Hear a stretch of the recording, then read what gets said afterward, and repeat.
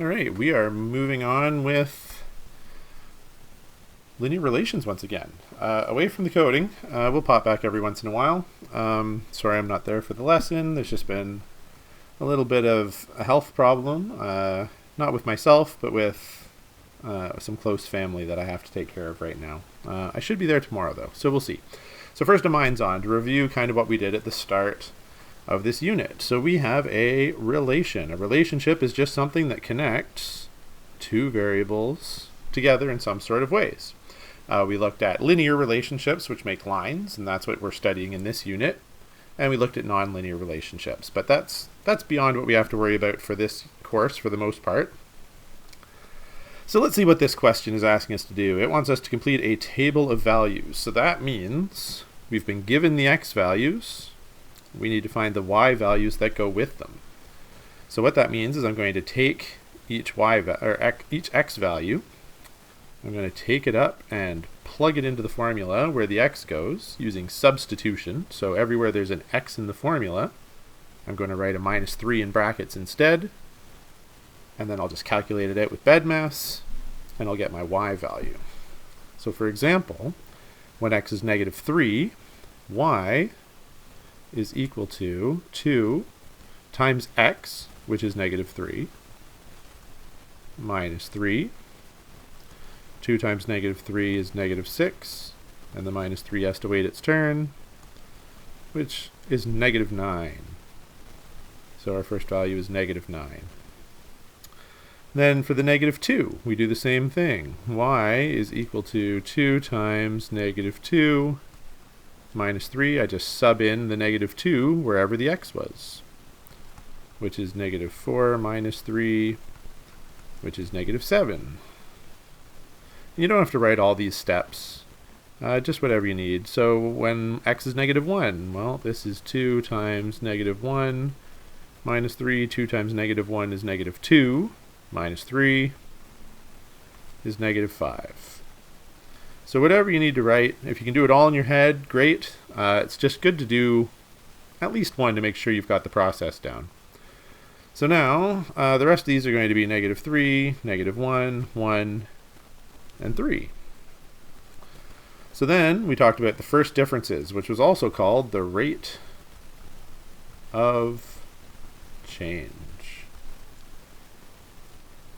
And it was also called the slope for linear relations. So all these are connected.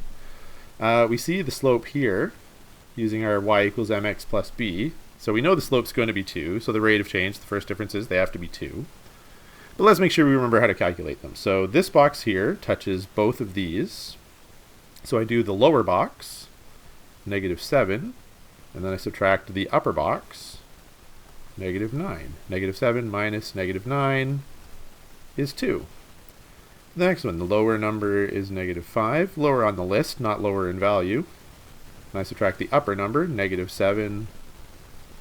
-5 minus -7 is the same as -5 plus 7, which is 2. And they'll all be 2. And then we can graph all of these points. So we have point -3, -9. So it's always x, y. So x is my horizontal. So I have to go -3 on x, -9 on y. And graph the point. -2, -7, -1, -5, 0, -3, 1, -1, 2, 1, and 3, 3. So there we get all the points that we found. And then we can, that's not quite right.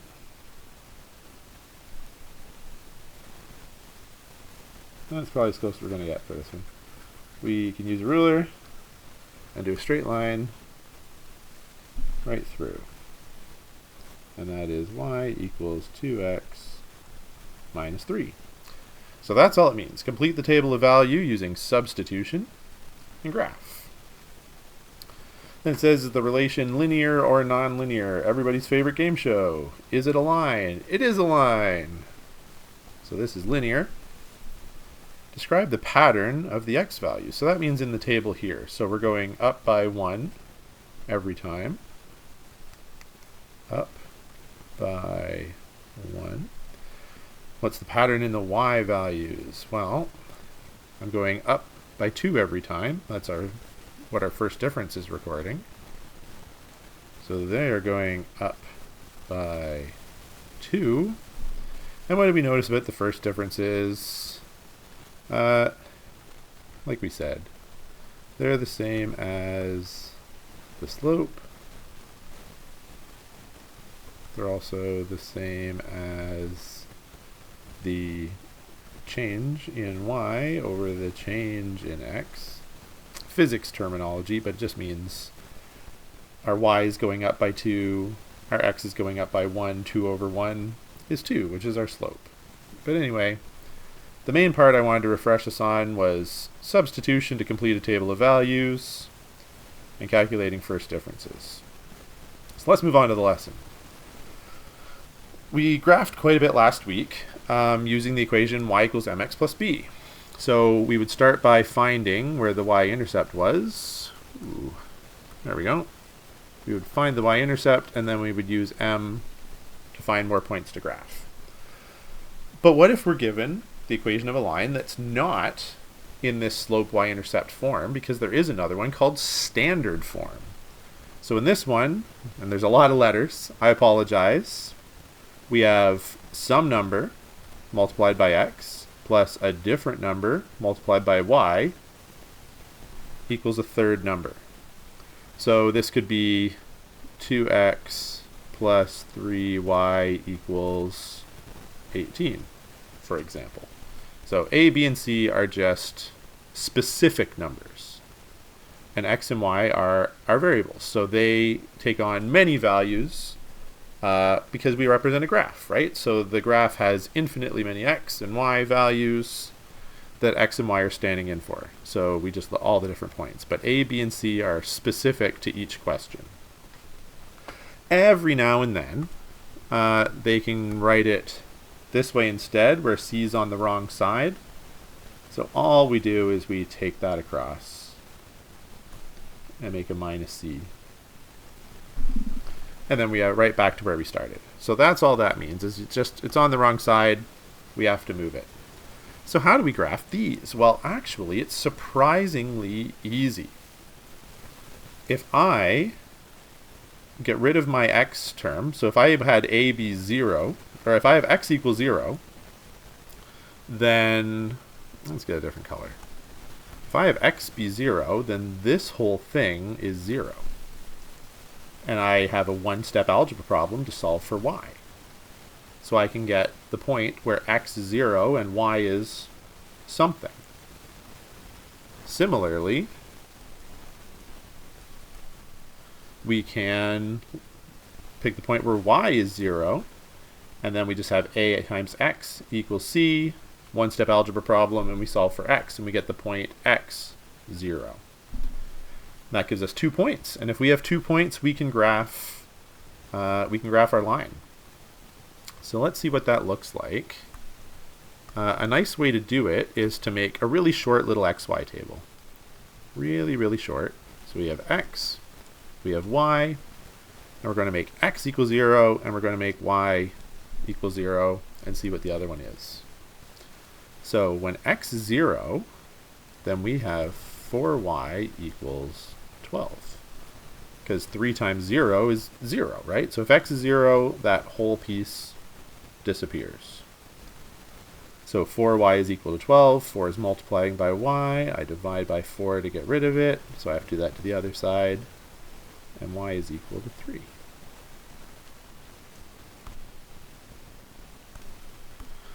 Similarly here, if we let y equal 0, well, then we have 3x is equal to 12. Because if y is 0, 4y is 0.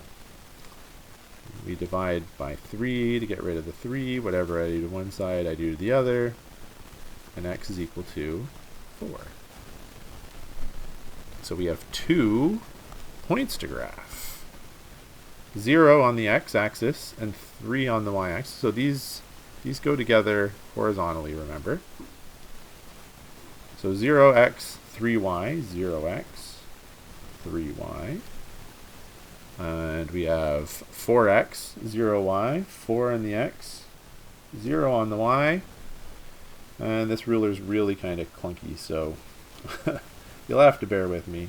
I'll do the best I can, and you'll do a nice straight line through. That's a bad one, but you have a ruler, you can do a lot better. And it's that fast. Set x equal to 0 to find the y value for that point. Set y equal to 0 to get the x value for that point. Graph them, and we're done. So here's another example. Here's one where my c is on the wrong side. So I'm just going to subtract 12 from both sides to get rid of it. That means 6x minus 2y is equal to negative 12. Now we make our table. We've got x and y. X is 0, y is 0. Find the other one. So if x is 0, then that all goes to 0. So we have negative 2y equals negative 12.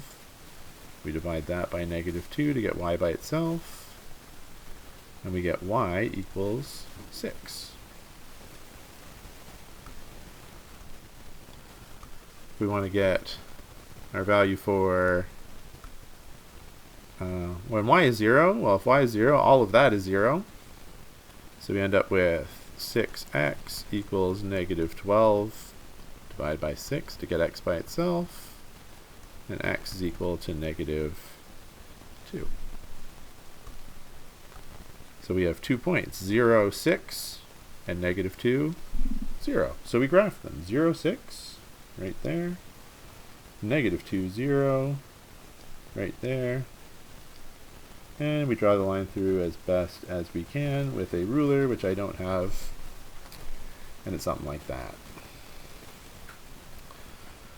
There's another option. Sometimes the numbers don't work out super well, so it's easier actually to change it to slope y-intercept form. So we'll do some algebra. Everybody's favorite. So I want to get y all by itself. But it has these two things next to it. It has a plus 3x.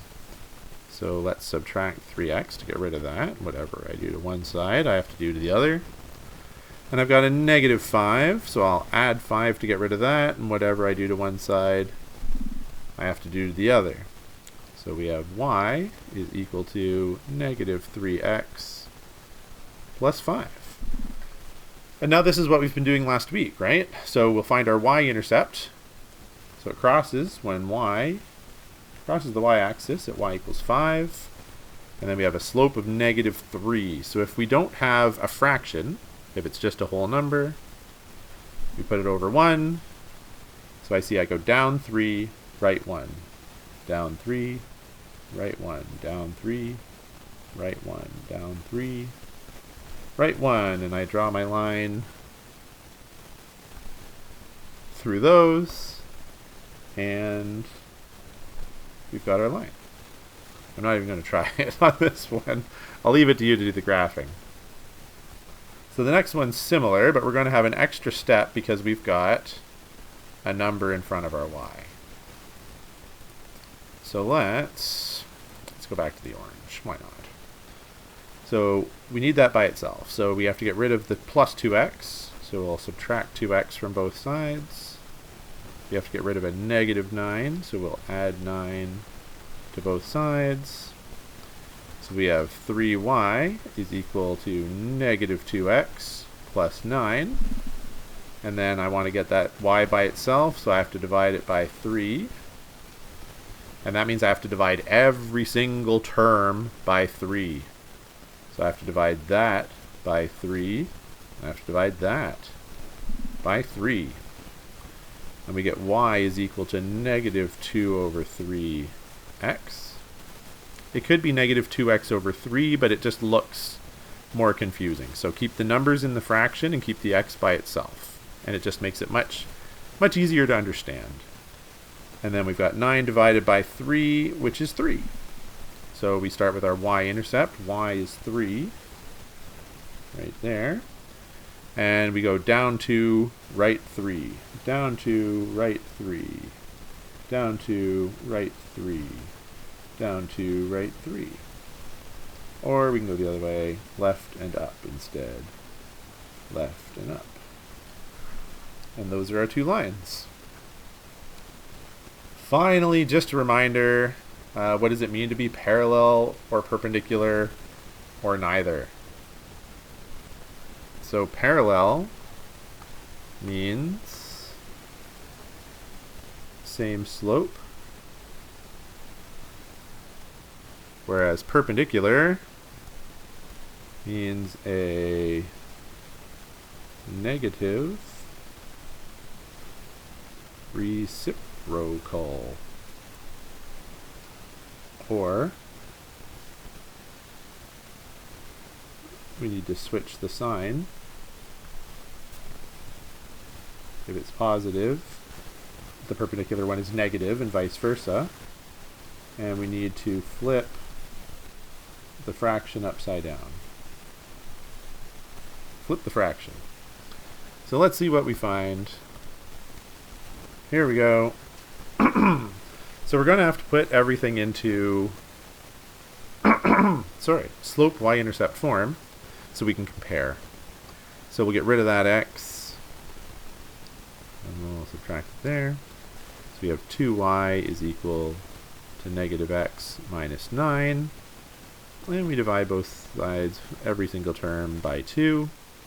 So y is equal to negative 1/2 x minus 9 over 2, or 4.5, whichever you like. But we're looking at slope.